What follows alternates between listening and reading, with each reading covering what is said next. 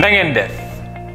tey li ñu fas yéene waxtaane moo di représentant wu candidat yi ci bureau de vote yi ñu jàpp ni candidat bu nekk war na tabb li ñu duppee plénipotentiaire maanaam ay ndaw ñu dooleel te yabal leen ci kanamu autorité administrative bu nekk ñii am nañu sañ-sañu teew ci bureau de vote zone ya ñu leen tabbee te it xaatim bi koy firndeel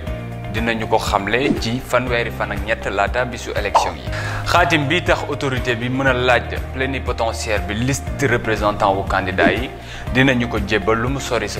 ci ñaar fukki fan ak juróom laata bisu élection